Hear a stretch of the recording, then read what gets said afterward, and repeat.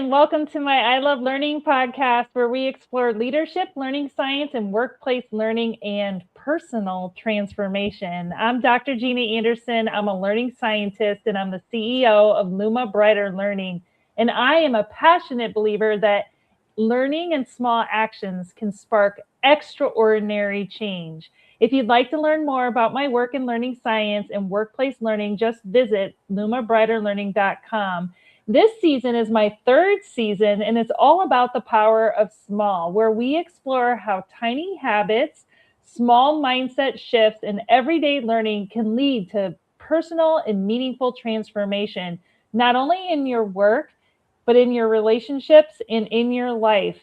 And I am so honored to have Cait Hone on my podcast this season 3.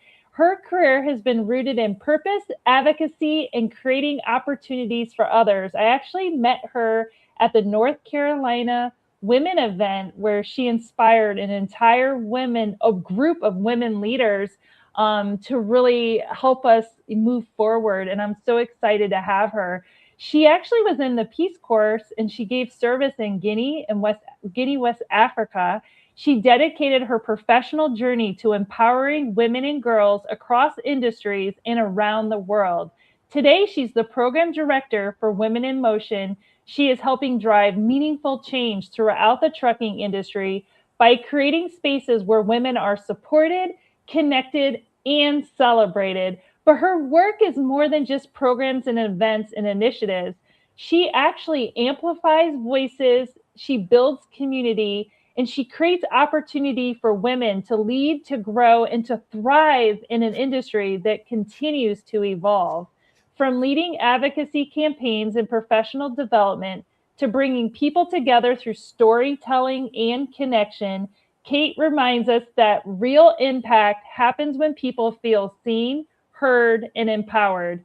So today, this is a powerful reminder, our conversation, that lasting change begins when people are willing to connect, to collaborate, and to truly lift each other up along the way. Thank you so much for joining me today. Why don't you go ahead and share a little bit about yourself and what you're passionate about?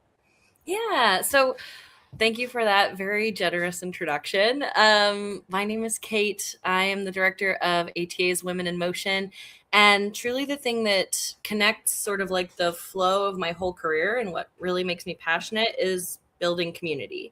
I think from starting in the Peace Corps to every position I've had to now, and the things that really like fill my cup in my life are bringing people together in spaces that feel like safe and fun and joyful. And I think so many of the problems that we face become a lot smaller when we are in community with others.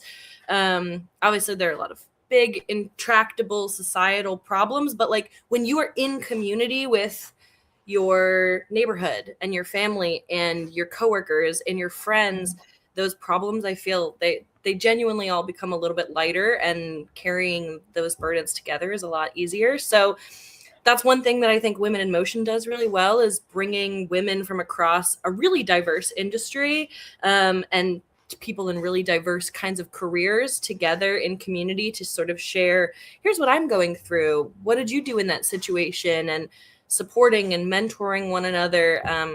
And yeah, whether it's at work or in my home life, building community spaces and bringing people together is my favorite thing to do. I love that. That's my heart too, because community changes lives, connection changes lives, and that's so important. Like, one thing that someone said to me really powerful a few months ago is like, where are all the porches?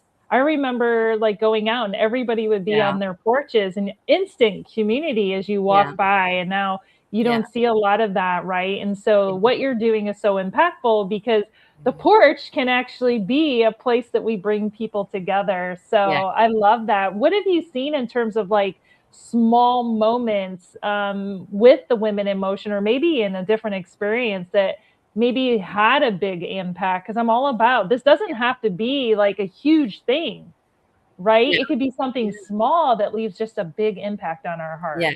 Well, first, on the subject of porches, I'm very lucky to have a great porch and great I love neighbors that.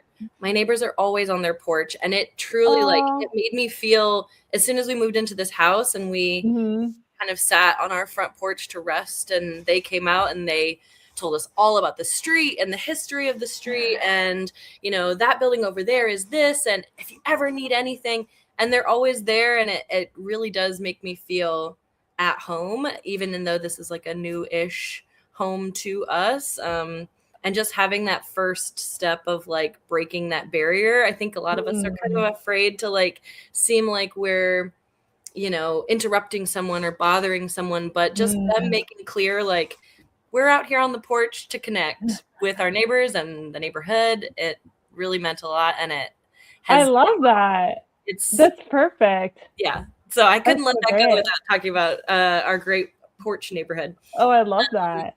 But as far as something that kind of like changed the way I view things, I do kind of tell a story about when I was in the Peace Corps a fair amount, because I started my service in a really rural, isolated community, and there were no other Peace Corps volunteers anywhere near me, and it was a totally new community, new language, new job, Wow. new everything. And at first I felt really lonely and isolated, and I was pretty sad at first, and I was journaling and trying to kind of like figure out how to address feeling sad. And the sort of like epiphany that I had as I was journaling was just like, nobody is going to come and do this for me. I have to just do it myself. And whether that's finding activities alone that I like doing, or going out into my community and becoming integrated into the community to be less lonely, nobody's going to just come knock on my door and be like, hey, we are having fun out here and we can make your life better. You have to go and take that step first, and actively seek out the things that make you happy and the things that build community and bring you closer to other people. Sometimes you're lucky and someone will just come knock on your door and be like, come be in community with me. But most of the time you have to do that yourself, and that can be really daunting. But just having that kind of like epiphany, I was also, to be fair, like 21, 22, so very young. But having Yeah. that epiphany of like, my happiness in situations like this is my responsibility, and it's my responsibility to find what brings me joy and not just wait for it to land on my lap, has really guided like the rest of my life, I think. I love that. So and it, beautiful. just journaling by myself, No, I mean, that's the thing though. I mean, you said like you were young, but I mean, the thing is, that's a very mature, feeling to have at a young age, because there's a lot of people, it doesn't matter your age, that are struggling with this concept of yeah, where does happiness come from, and it's like, we have the ability inside of each of us to create that. yeah, And, yesterday I had one of our clients send me a message from one of our sunshine jars. It's like, it's inside of all of us. Each of us has the potential to make our lives great. And that is a small statement, but a big moment that can happen. What keeps you happy then? So that was when you were 22, you said. So what do you do daily, or what are some things that keep that happiness in your heart? yeah. Well, I've been really lucky. I have found a really lovely like music community in DC. I've gotten to play music with some wonderful people in DC. You and I were just talking about gardening. Gardening has really started to bring me a lot of joy. I'm not very good at it yet, but that's part of it. The learning is part of the joy. Yeah, and one thing that I'm working on right now to take out of my life to leave more room for joy is I'm trying to scroll less. I'm trying to be on social media a little bit less. I'm trying to be more intentional about it. I think as a person that really likes to connect with other people, sometimes scrolling on social media can feel similar to connection. It can feel similar to being with people. But it's designed to keep you, stationary and just looking at your phone. And it can be such a wonderful resource for like finding new resources and artists and creators and information. But I feel like my journey right now is trying to decrease the amount that I use it to make room for reading and gardening and making art. And so I think that's one thing right now that I'm trying to be more intentional about, more purposeful with. Yes, it's so important because I do research on this. I study research on this, the impact it has on us. I remember one day, this was several years ago, I was in the grocery store parking lot and I looked over at Scott and I said, I just don't feel good. I honestly don't feel good. And a lot of it is because I was on social media seeing all these great things, and it's like, so for me, I am on social media, but for me, when I'm on social media, it's exactly what you say. I'm actually commenting authentically on things I see that I want to connect with, or like you said, like you have to give yourself a time limit. We're addicted to it, and be purposeful. So I love that beautiful message. It's so important, Thank you. If someone's listening today and you feel like I'm addicted to social media, or I don't have a passion. I don't like gardening. I know you do music because you were telling us that at the North Carolina Women in Truck. I don't, sing. I'm pretty bad singing in the shower. I don't know where to turn. And this is real for this week. I was telling you this before you came on today, that when you have a long weekend and you're off of work and you do things and you have to go back to work, sometimes you have that letdown feeling inside of you, like, gosh, I have to work, What would you recommend to someone that's having those feelings this week? Yeah. So a few years ago, my first job out of graduate school, on paper, the job was exactly it was like my dream. I came out of the Peace Corps and I was like, I want to work doing XYZ in these countries with these groups. And then I found that job, and it was, when I started, I was like, this is perfect. It's all happening. But about like a year in, I was just so unhappy. And I have a lovely therapist, and she was like, why don't you journal to yourself a list of things you love doing. Don't think about work, just activities, things, events. What do you love doing? What makes you really excited? Make that list. Don't even think about work. And then make another list of things you think you're really good at. Like, what am I really good at just naturally? And so some of the things that I was like really good at was like planning dinner party. It was like not work related skills. It wasn't like I'm excellent at monitoring and evaluation. It was purely just what in my life brings me joy. What do I think I'm really innately good at? And she was like, okay, close those two lists, set them off to the side, then make a list of everything you're doing at that job that you're at now. What are your tasks on a daily basis? What kinds of skills do you think are necessary for this job? And then open those lists back up and compare the two. And it turned out the skills that I thought were necessary for the job and the things I was doing, none of them overlapped with what I felt I was good at or what I liked doing. I was alone a lot, and I'm an extrovert. I was looking at spreadsheets all day, and I feel that I'm a really good communicator.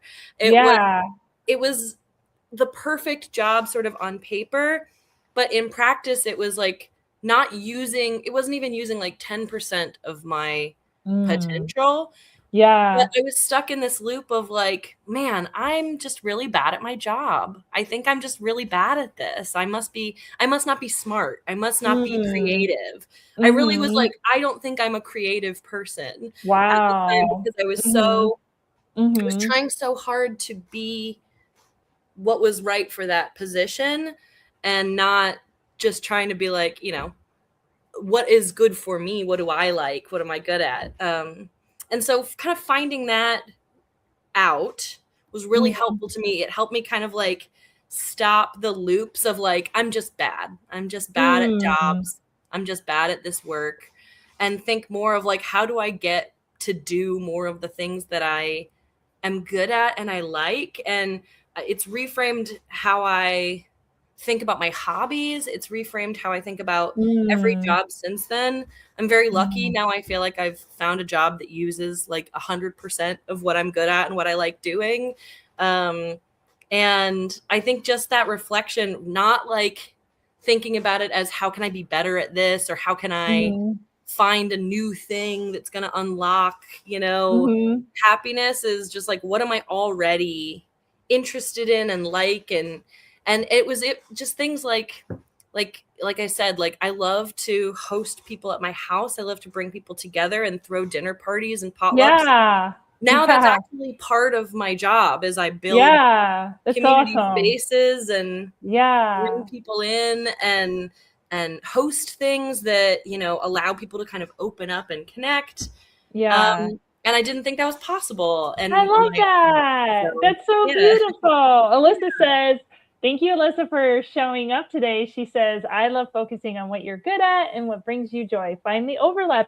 Yeah. Exactly. That's Yeah. exactly what you did. What a great, awesome suggestion for people that are Thank struggling. you. It's you're such an amazing role model for women and men alike. I mean, that is so powerful to think about how you brighten up a room and can bring that energy and joy because you found that overlap in your life. And that is so incredibly powerful. Last Thank you. week, actually, it was 2 weeks ago because I had to remove last week. I didn't have a podcast because my guest had something come up. But Yeah. my previous guest, Jared Altobrooks, who, by the way, is a driver champion. Woo! So, Jared, hopefully he's listening. He's probably out working, delivering fuel for us, WTO. But he asked, what piece of advice would you like to pass on to younger generations? This is like the perfect question for you. Yeah, I really liked this. And I think my answer, like summed up really short, is like, don't limit yourself to one thing and to Mm, stretch that out. I feel like we ask young mm. people to know what they want to do with their whole life from such a young Wow. age. Yes. And I have always thought that was kind of crazy. When I was in high school, I thought I wanted to be a wildlife biologist. And then in Wow. college, I wanted to be a Mm, lawyer. And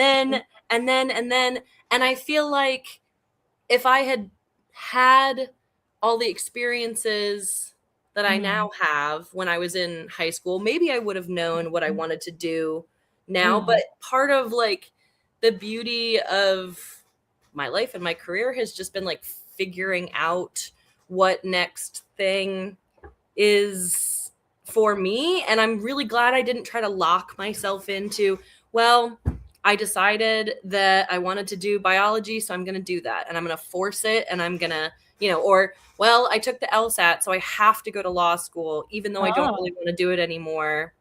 I'm going right. to, I feel like locking yourself into one path is just a way to deprive yourself of like learning new things about yourself. And I That's just, yeah, beautiful.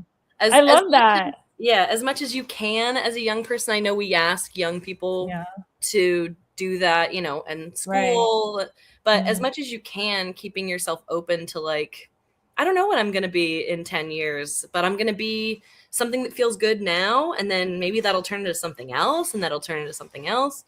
Maybe when I'm 60, I'm going to be a carpenter. I don't know, Oh, but that's maybe, beautiful. maybe. Like, That's yeah. yeah, Well, I mean, to your point, I graduated with a teaching degree. I'm not a teacher, but I'm still yeah, doing my passion of learning. So yeah. I have a question for you. What is this on my screen? Women, what does Oh, that mean? What does that mean? Explain to the audience what that is, because I don't that's know. What is that? Hmm? so. And thank you, So, whoever you are, for sharing that. They didn't share who they are, but that's a mystery. There's a well, mystery. You have a mystery guest today. part Mhm. of building community is creating some of these like fun in-group inside jokes and Mm. words and things. So Yeah. for whimming is like winning, like this is a success, Oh, this is exciting, this is great. I love But that. whim. So it's kind of silly, but I love how the community has kind of taken it to be like, they're celebrating you. That's Yeah. awesome. I love that. A little So whim celebration. we're going to put that, someone put it on our podcast. So let's just keep whimming and spreading goodness. Next week, speaking of spreading goodness, I'm going to have Douglas Biscuit on my show. And honestly, he walked around MPTC with his name tag that said Biscuit. So Biscuit is a transportation manager. What do you think we should ask him next week when he's on my show? Yeah. So taking into account what I saw on his LinkedIn about what drives him and brings him joy, and then sort of what I've been talking about a lot, I want to know, what does it really take to build a community, and not just talk about building a community in a workplace so that your team loves what they do? Oh, I love that. I want to know what he says. I want to build that type of community. That sounds awesome. That's so incredibly. Thank you so much for being on my podcast, Cait. Thank you for having me. Yes. Okay. So give us a little piece of advice and what we can put in our pocket, just a small piece of advice for this week that we can take with us and hold on to tightly. What would you recommend? And then tell everyone where they can connect with you, because look, I want to, if I didn't know you, I would want to be connected. Well, they can join WIM if they are in the trucking industry. That's how they can connect with me. I'm also on LinkedIn, Cait Hone.